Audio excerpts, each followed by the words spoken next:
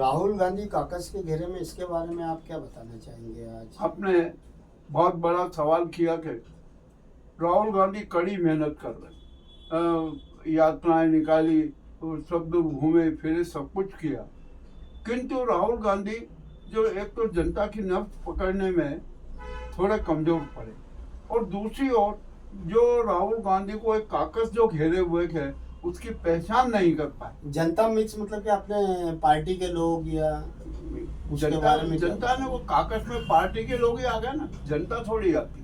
तो जब काकस की पहचान हुई, उन्होंने क्या किया कि पूरे काकस पर विश्वास रखा, और ये जो जैसे रावण की यहाँ विभीषण था, उसी प्रकार का ये काकस राहुल गांधी के लिए विभीषण सिद्ध। सबसे पहले आ जाओ, हम हुड्डा का नाम लेते हैं।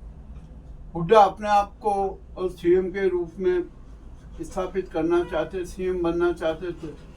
वहीं दूसरी ओर कुमारी शैलजा भी सीएम बनना चाहती थी, और दूसरा जो अन्य दो लोग हैं वो ने भी अपनी अपनी राजनीति खेली। और इसका एक परिणाम क्या हुआ कि हुड्डा ने अपने अपने समाज के अपने अपने लोगों को टिकट दे दी, इससे शैलजा नाराज हो गई।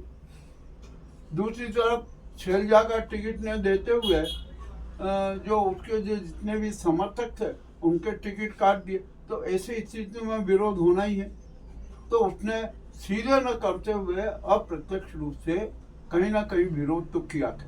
शैलजा और हुड्डा आपस में ये चाहते थे कि वो शैलजा सोचती थी मैं मुख्यमंत्री बनूं, और हुड्डा चाहते थे मैं बनूं, तो एक दूसरे को उन्हें सीट कम करने के लिए खेला किया, ऐसा खेला गया। इसके बारे में क्या राहुल गांधी को भी अभी ये भी समझ में नहीं आ रहा है कि जो बयानवीर नेता हैं, जो वाक बहादुर नेता हैं, जो बयान देते हैं और सिर्फ अपने आप को टीवी पे चैनल पे राजनीतिक बेस पे हाईलाइट करती, उन चेहरों को भी राहुल गांधी नहीं पहचान पाए, क्योंकि राहुल गांधी बहुत स्वच्छ और ईमानदार छवि वाला आदमी है, और सत्यवादी है, गांधीवादी तरीके से। बिल्कुल सही बोल रहे हैं। उसके दिल में ये नहीं आता है कि ये आदमी विश्वासघात करेगा, ये आदमी विभीषण है, ये आदमी हमारे साथ दगा करेगा, ये हमारी कब्र खोद देगा। यह राहुल गांधी को एहसास नहीं होने पाया। इस कारण भी हरियाणा में कांग्रेस को जो क्षति हुई है वो बहुत बड़ी क्षति हुई है। हम इसको नकारा नहीं कर सकते, राहुल गांधी को भी मानना पड़ेगा कि इस प्रकार की गलती हुई। खैर, अब ये तो जो गलतियां हो गई, अब उसका सुधार का भी समय है। अब सुधार का समय यह है कि झारखंड और महाराष्ट्र में जो महागठबंधन बनाया जाए उसमें सभी नेताओं को साथ में लिया जाए। यह नहीं कि आप कांग्रेस की सुप्रीमेसी रखें, सब दलों की सुप्रीमेसी रखते हुए सबका सम्मान करते हुए सबको अवसर देने की नीति अपनाना। यदि ये नीति अपनाई तो मेरा दावा है कि झारखंड और महाराष्ट्र में महागठबंधन की सरकार बनेगी। ईवीएम पे भी बहुत विशेष तौर पे ध्यान रखना पड़ेगा। ईवीएम तो हमने बता ही दिया, अभी महाराष्ट्र और झारखंड ईवीएम के बारे में हम आपको बता ही दिया। जो एक 87 फॉर्म में कमी थी उसके बारे में भी बता दिया।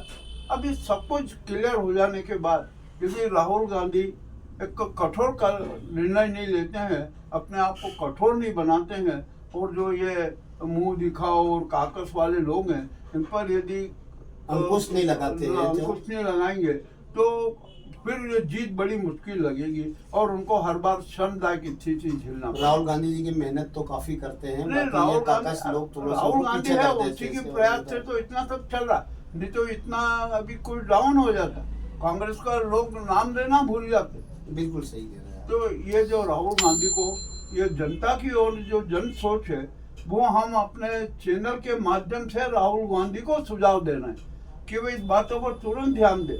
अन्य चैनलों ने भी किया है, अन्य विश्लेषकों ने भी ये बात कही है, तो हमें ये बात कहने में कोई शर्म नहीं आएगी और ना हमें कोई संकोच होता कि हमने स्पष्ट रूप से राहुल गांधी को सुझाव दिया कि इन सुझावों को राहुल गांधी मानते हैं तो वे निश्चय ही किसी भी दिन भारत के पीएम बन सकते हैं, नाजीवाद का अंत हो सकता है। आपका नाम? कैसे याद? ग्राउंड रिपोर्ट मुकेश लश्करी, थीम न्यूज चैनल उज्जैन।